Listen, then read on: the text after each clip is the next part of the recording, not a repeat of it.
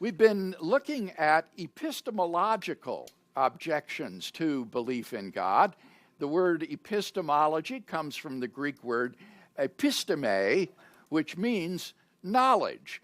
And so these are objections based upon the fact that God cannot be known to exist for some reason or other. Last time we looked at the first objection, the objection of verificationism, which held that the question of God's existence is meaningless. It's neither true nor false to say that God exists because the question of God's existence is simply a meaningless question. And we saw that that verificationist viewpoint was based upon a principle of meaning that was, in the first place, completely implausible, and then, to make matters worse, self-refuting. And that therefore verificationism has been virtually universally rejected among philosophers of science and epistemologists today. We now want to turn to a second type of objection, what I call the presumption of atheism, that atheism is in some way a sort of default position that doesn't require any evidence in favor of that position. First would be the attempt of many contemporary atheists to redefine the meaning of atheism. Atheism, traditionally, is the view that God does not exist. Atheism is a position that there is no God. But very often, atheists today, at least on a popular level, will put a different spin on atheism. They'll say something like this: well, no one can prove a universal negative, like there is no God. And they think that because atheism is a universal negative, that somehow excuses them from needing any evidence for God's non-existence, since it's in a universal negative that there is no God, and universal negatives cannot be proved. It's impossible to prove that God does not exist, and therefore, as atheists, they don't need to prove such a thing. Now, not only is it obviously false that you can't prove a universal negative, all you have to do is show a self-contradiction in some idea to prove that it has no instances. For example, the idea that there is a married bachelor. It's easy to prove that there are no married bachelors because that's a self-contradictory concept, and therefore a married bachelor cannot exist. So, in fact, you can prove universal negatives. But the more important point, I think, here is that this claim by the atheist is really an admission on his part that it's impossible to prove atheism. Atheism involves a universal negative. He says you can't prove a universal negative, and therefore atheism is unprovable. So that it turns out to be the atheist who is believing a belief or holding a belief for which there is and can be no evidence on his own view. So this argument, far from being some sort of defense for atheism, ought to be a part of the Christian's apologetic arsenal. It would show that if the atheist is right that you can't prove a universal negative, then atheism is simply unjustifiable and therefore cannot be reasonably held. So, what many atheists try to do at this point is to revise the definition of atheism so that it is no longer the view that God does not exist. Instead, they say atheism is just the absence of belief in God. Anyone who lacks belief in God counts as an atheist. Now, this is, again, not only contrary to the traditional meaning of the word, but when you think about it, it's really quite hopeless as a definition. For on this new definition, atheism is no longer a viewpoint or a position, as it is traditionally. Traditionally, atheism is the position, there is no God. But on this new redefinition, atheism is no longer a position or a truth claim. It's just a description of somebody's psychological state. It's the psychological state of lacking a belief in God. And as such, atheism is therefore neither true nor false. It's just a psychological state. And even babies on this definition turn out to be atheists because they don't have the psychological state of believing in God. But that's surely absurd. I mean, can you imagine the following conversation between two young mothers? Julie, I just heard that you had twins. Congratulations. Yes, thank you, but you know, it's so sad. What's sad? Well, they're both atheists. On this definition, even our cat, Angel, turns out to be an atheist, because I'm sure that Angel has never thought about the question of whether or not God exists. So all of this would still leave us wondering whether or not there is a God, whether or not God exists. You can call this view atheism or schmatheism. It doesn't matter what you call it. The question is, does God exist? Is there a God? And anyone who says that God does not exist, even if you call that schmatheism rather than atheism, still we can call upon him to give us some arguments or some evidence for his position. So this attempt to get off the hook of giving arguments for atheism merely by redefining it, I think, is utterly unavailing. Any discussion of this first attempt to avoid having to give evidence for atheism? Just for the listeners and anyone in this room who hasn't seen it, I was also really struggling with this idea of atheism being the default position. And I thought a great conversation that you had with another atheist, I think his name was Dr. Shook, I think, yes. I believe. And that was he a was debate basically at University of British Columbia. Yeah, and he said something like, I believe that nature exists, and he had no reason to think that there's anything more than that. And that was kind of like a presumption of atheism. Like, I don't have to prove that there's something more than nature. It's clear that nature exists. Why go any further? So he called himself an atheist, and you challenged him by saying, well, doesn't that make you an agnostic? You don't know that there's anything more. You're just saying, and he gave an example of a stock market and whether to invest in the stock market or not. And you hear all these arguments for investing, and he doesn't really think that they're good. And then you came back with, well, that just means you don't know whether the stock market's going to go up or whether it's going to go down. It doesn't mean that it isn't going to go up or it isn't going to go down. You just have to be an agnostic about it. Right. I just thought that was a really good conversation to bring out what's going on. So. Okay, I'm glad that was helpful. There are several types of non-theism traditionally. Non-theism could be atheism, which is the belief that God does not exist. Or you could be agnostic, which is the position, I don't believe that God exists, but I don't believe that God does not exist. In the same way, I don't believe the stock market is going to rally, but I don't believe it's going to fall either. I don't know what the stock market's going to do. That's agnosticism. The other position that would be possible would be a kind of non-cognitivism, which is the old verificationism, which says it's a meaningless question whether God exists or not. All of these would be varieties of non-theism. So when the unbeliever says that he doesn't believe in God, or that he lacks this psychological state of believing in God, we still want to know, well, are you an atheist who says there is no God?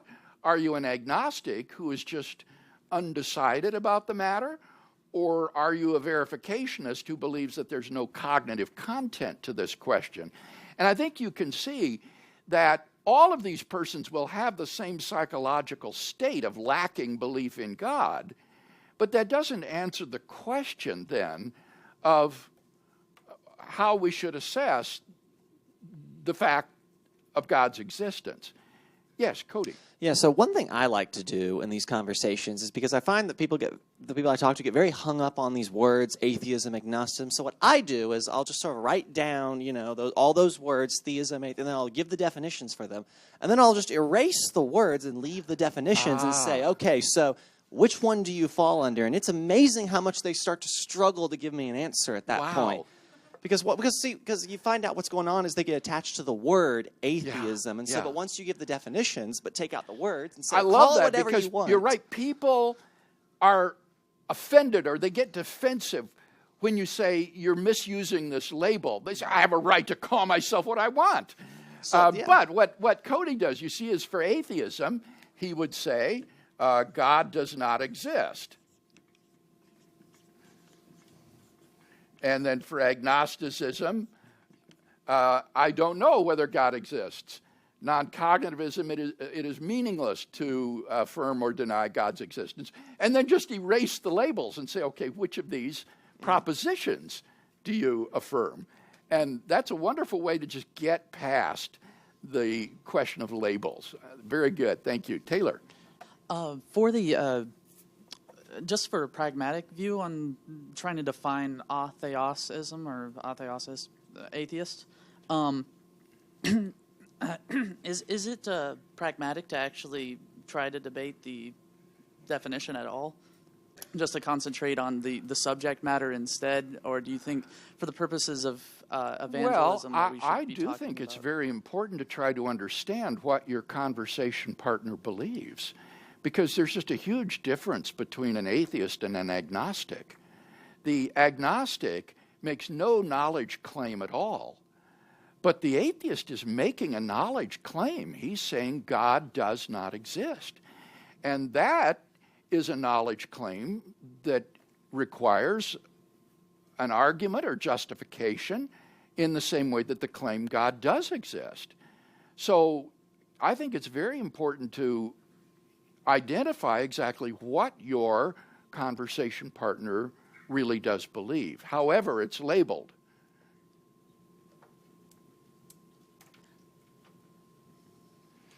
And I think, as Cody indicated, some of these folks may not really know what they believe. They may have just used words, and this may actually promote some self-examination on their part to say, well, do I really believe this or not? Well, it was more of a question about should we get caught up on the definitions of words rather than subject matters? No. That was more of a, okay. Right.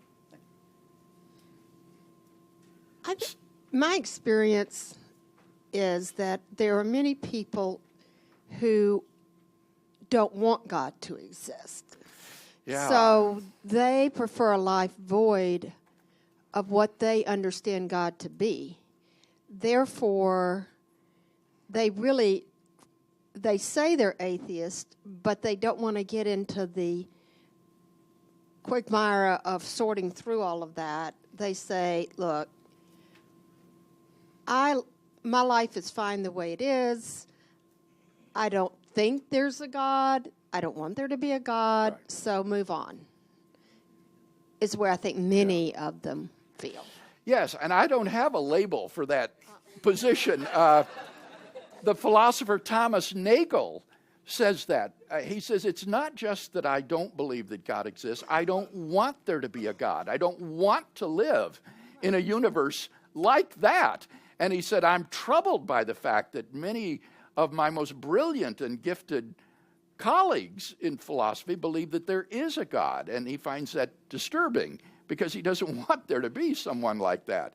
So you're quite right. And in dealing with a person like that, I think we need to maybe take a step back and talk about the existential implications of atheism, the absurdity of life without God. And here you can appeal to French existentialist atheists and others who have recognized how the implications of this worldview are really dreadful. Yeah, I think the alternatives of their not belief in God is very severe. So it's worth the exercise of exploring that. Yes. But I will just comment on one thing. As you Okay. know, my brother was an atheist, and as he was close to death, he said, "I don't understand why this is happening to me." Which to me is saying, I mean, if he's truly an atheist, why not? You know, so it just Isn't that odd? As Isn't that though odd? he expected there to be a purpose or Yeah, or it was very plan or puzzling reason. and depressing. And why? And I thought that opened up, you know, Yeah. at least a thought for further how you could deal with that with another person. Then there has to, I think I guess that's the God hold. Yeah, that's right. There's that's a very poignant example of how deep that sort of God consciousness is, that he would say, why is this happening to me? That's very interesting. Yes, back here. I think that when you're talking about any subject matter, you really have to be honest with yourself. And I think that's especially true of philosophy. I think we have to realize that truth, whether it's in mathematics or physics or, things like that, truth exists independently of our desires. For example, I can walk out my door and, I could drive a car around or something like that, and I can bemoan being stuck in traffic, and I say, oh, I wish gravity didn't exist. But my mere desire to temporarily suspend the law of gravity so that I'm not stuck in a traffic jam will not make my car start to levitate. Right. And so my point is that the same is true regarding the question, does God exist? I can wish that God does not exist, but if he does so independently of my desire for him not to exist. Right. And it's interesting because the people who espouse this belief, I don't want God to exist, it's like, well, don't you want your life to have some kind of meaning? And it's just, it's kind of interesting because it's like they want to have their cake and eat it too. They want their life to have meaning, but, if there's no ultimate justice, if there's an absence of ultimate justice, then there's really an absence of ultimate meaning as well. Yes. And those two things, ultimate justice and ultimate meaning, can only be found, those two only exist if there is a God who is all-powerful. Only an all-powerful being can ensure those things. So an all-powerful being would, by definition, be God if nothing is greater. So it's just... Yes, I agree. And I think the example that Cindy gave, as well as Thomas Nagel, indicate that it's not only theists who can be accused of wishful thinking, but atheists, too, can fall into this trap, as you say, of thinking that the world has to conform to their desires. Yes, Bruce. In regards to Cindy's comment, I just in my mind coined the term displacement. People who are atheists want to make themselves God till they come to a point in life where they realize they're not, like at the point of death or sickness, and that they're not in control. And then the questions come up. Yeah, why? I hope so. All right, anyone else on this question of redefinition of atheism? Yes, Bobby. One of the things I've noticed, and some of y'all have also probably noticed, back to definitions, is I think atheists or agnostics are so desperate to avoid being labeled, they will mix and mash these definitions to the point of saying, I'm an agnostic atheist.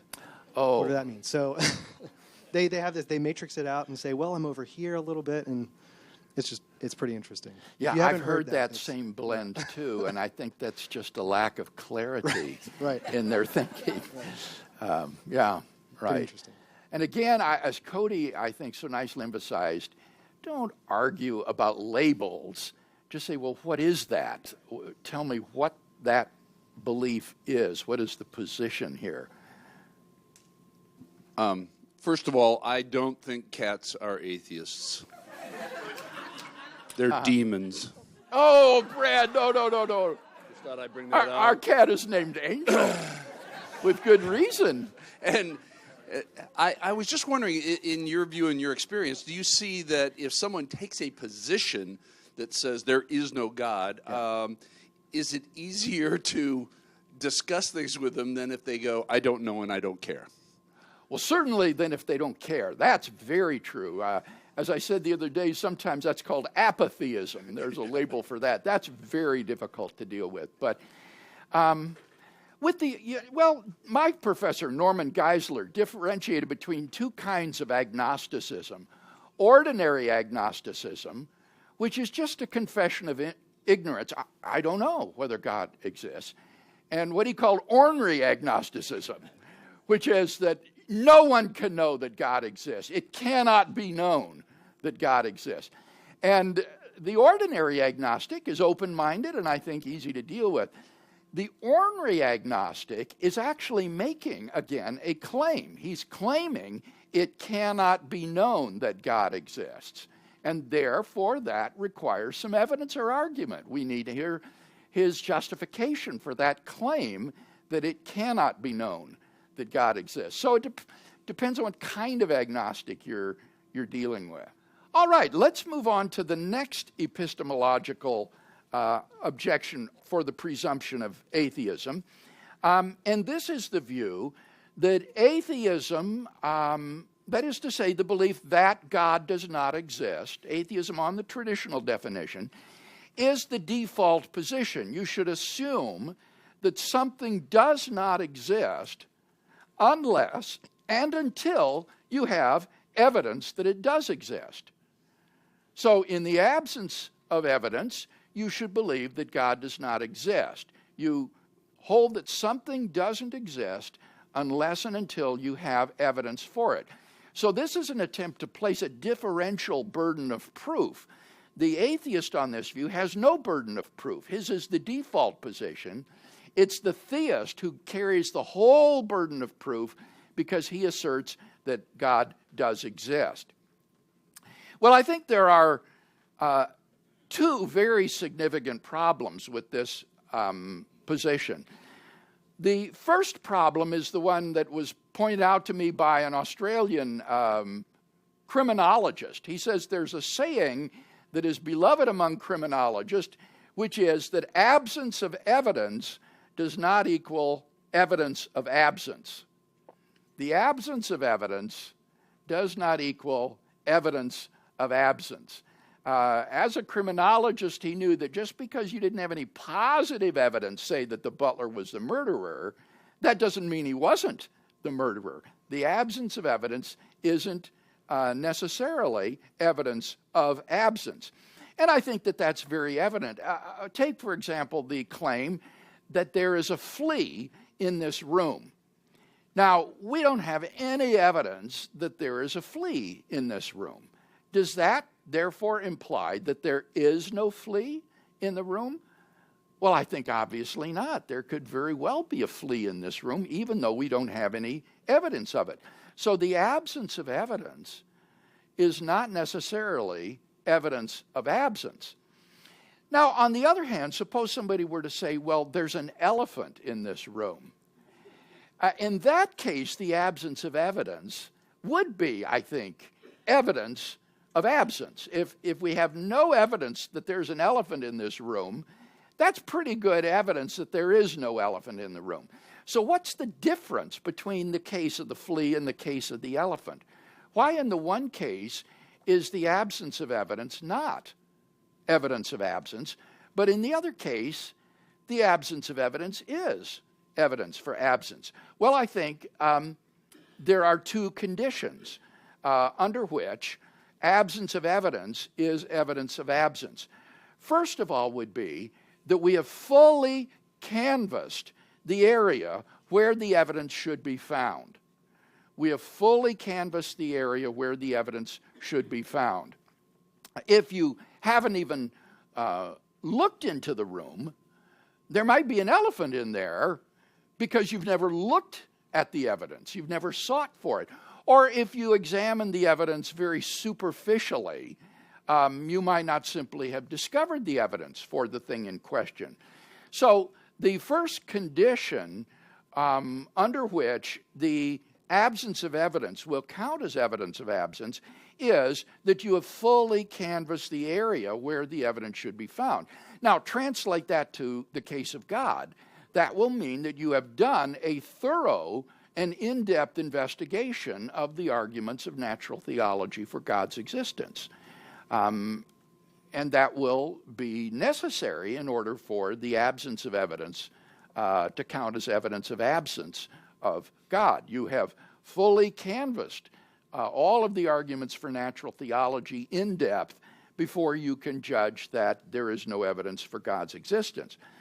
Secondly, the second condition would be if the entity did exist, then we should expect to have more evidence of its existence than that which we have. The second condition is that if the entity did exist, then we should expect to have more evidence of its existence than what we in fact have. So if there were a flea in this room, should we expect to have more evidence of its existence than that which we have? Well, obviously not. We don't have any sort of flea detector that would let us know that he's here. On the other hand, if there were an elephant in this room, then we would expect to have more evidence visually and olfactory evidence of the smell of the elephant and so forth, that he exists. So the absence of evidence in that case is good evidence that there is no elephant. Now, again, translate this into the question of God's existence. What this would mean is that if God did exist, then we should have more evidence of his existence than that which we do have. And is that true? If there were a God, should we have more evidence of his existence than the existence of a contingent universe, the beginning of the universe at some point in the finite past before which it did not exist, the fine-tuning of the universe to an incomprehensible precision for the existence of intelligent life, the existence of a realm of objective moral values and duties, the resurrection of Jesus of Nazareth from the dead. If God existed, should we expect to have more evidence than that? Well, that's far from obvious. It seems to me that what the atheist is saying then is that he is able to predict the sort of evidence that God would give if God existed.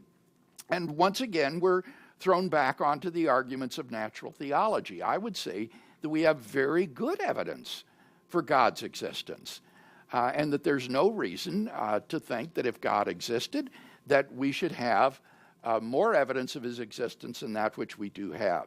So it will be a question, once again, of how good are these arguments. So, under what conditions, then, does the absence of evidence count as evidence for the non-existence of something? Two conditions. First, you fully canvass the area where the evidence should be found. And then secondly, that if the entity did exist, then you should expect to have more evidence of its existence than what you do in fact have. And I don't think that those conditions are met in the case of theism, and therefore I'm unpersuaded by this argument. I don't think that the theist and the atheist have differential burdens of proof at all. Both are making knowledge claims, and both have to support them. Any comment or question about that point? Yes, Kevin. So when an atheist asks you about Bertrand Russell's orbiting teapot, how do you respond? Sometimes atheists will say, what about the hypothesis that there is a teapot in orbit around the Earth? We don't have any evidence of such a teapot orbiting the Earth, so isn't that good evidence that it doesn't exist? In this case, the absence of evidence, they would say, is evidence of absence. And I think it's a bad illustration, Kevin. I think we've got boatloads of evidence that there is no such teapot orbiting the Earth. We know that no Soviet or American cosmonauts have carried teapots into space and discharged them out of their space capsules. Moreover, no extraterrestrial would bring teapots to the Earth in space because you can't pour tea in space out of a teapot. You might need to suck it out of a tube, but in a non-gravity situation, it's pointless to have a teapot. So I think we have every reason to think that there is not a teapot orbiting the Earth, and it's not just the absence of evidence for it. We have good reasons to think that there is no teapot orbiting the Earth. Cody.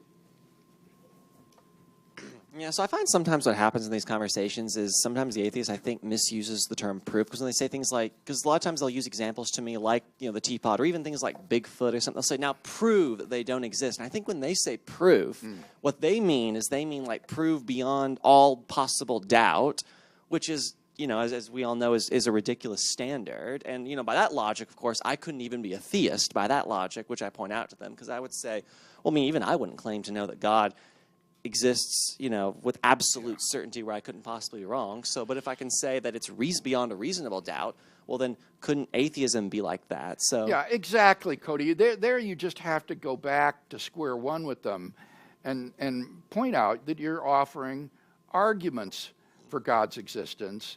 You're not claiming you can offer sort of mathematical proof.